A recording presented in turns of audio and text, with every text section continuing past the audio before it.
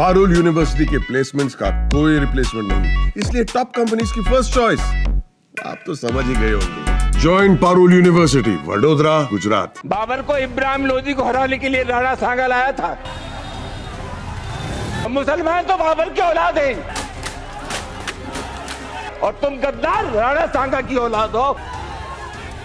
राज्यसभा में राणा सांगा को गद्दार बताकर घिरे सपा के राज्यसभा सदस्य रामजी लाल सुमन अभी अपने बयान पर अड़े हुए हैं।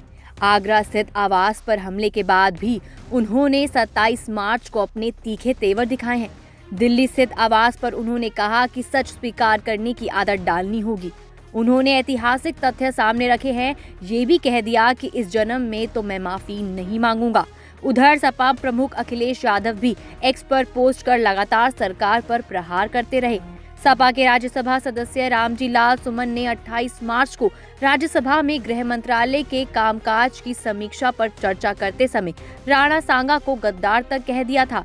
27 मार्च को उनके आगरा में HIG फ्लैट स्थित आवास पर क्षत्रिय कर्णी सेना ने हमला किया था। इसमें घर में पथराव, गाड़ियों को तोड़ना, घर पर हुए हमले और अपने विवादित बयान पर रामजी लाल सुमन का क्या कहना है, आइए उन्हीं से जानते हैं। 30 मार्च को गृह मंत्रालय के कामकाज की जो समीक्षा थी उस पर भाषण देते हुए ये कहा था कि बाबर को राणा सांगा लेके आया था।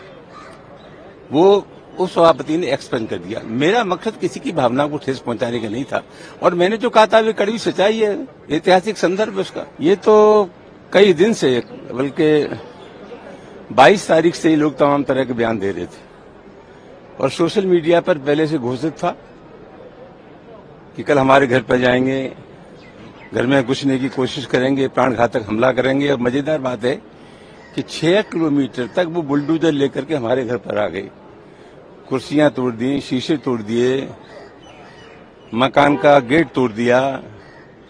कुल मिलाकर के प्राण घातक हमला उन लोगों ने किया।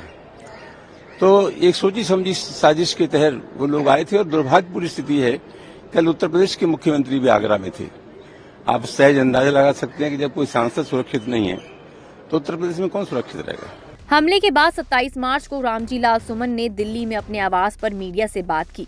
उन्होंने कहा, मैं इस जन्म में माफी नहीं मांगूंगा, मुझे अगले जन्म का पता नहीं, माफी मांगने का कोई सवाल ही नहीं उठता है, उन्हें सच स्वीकार करना होगा। बाबर को राणा सांगा ने इब्राहिम लोदी को हराने के लिए आमंत्रित किया था। उन्हें गलतफहमी थी कि बाबर एक लुटेरा है और वो लूटपाट कर वापस चला जाएगा, इसके बाद वो शासन करेंगे।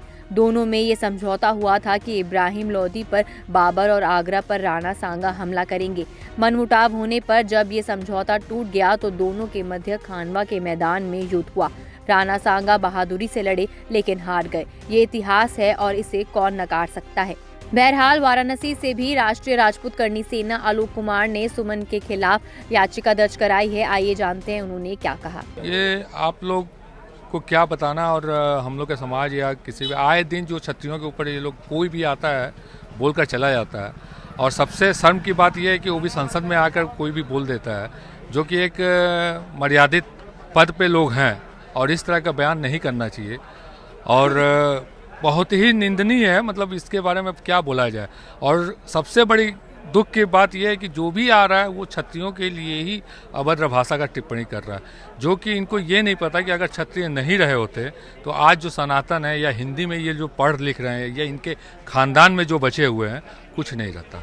बता दें कि क्षत्रिय कर्णी सेना के युवा राष्ट्रीय अध्यक्ष ओकेंद्र राणा के विरुद्ध मुकदमा दर्ज कर पुलिस उनकी तलाश कर रही है। उधर उन्होंने 27 मार्च को सोशल मीडिया में लगभग 19 मिनट का एक वीडियो पोस्ट कर 12 अप्रैल को आगरा में राणा सांगा की जयंती मनाने का ऐलान कर दिया है। पोस्ट करते हुए उन्होंने लिखा कि पत्थरबाजों से मिलते हैं 12 अप्रैल को, हम गद्दार नहीं हकदार हैं इस देश के। मैं माफ भी कर देता लेकिन चोट मेरे पूर्वजों के बलिदान को लगी थी।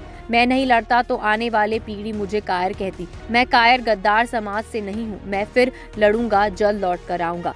वीडियो में वो कह रहे हैं कि हाथ में फ्रैक्चर होने से डॉक्टर ने ऑपरेशन कराने को कहा है। आप सबको बता देना चाहता हूँ कि 12 अप्रैल को राणा सांगा की जयंती है। उस दिन आप और हम सब भाई आगरा की टीम के साथ, आगरा वासियों के साथ आगरा में जयंती मनाएंगे। उन्होंने ये भी कहा कि सांसद ने बयान दिया है कि बुलडोजर लेकर आए, लेकिन ऐसा नहीं है। बुलडोजर हम पीछे छोड़ आए थे, लेकिन अब बुलडोजर आएगा, पूरे देश का क्षत्रिय समाज जाएगा।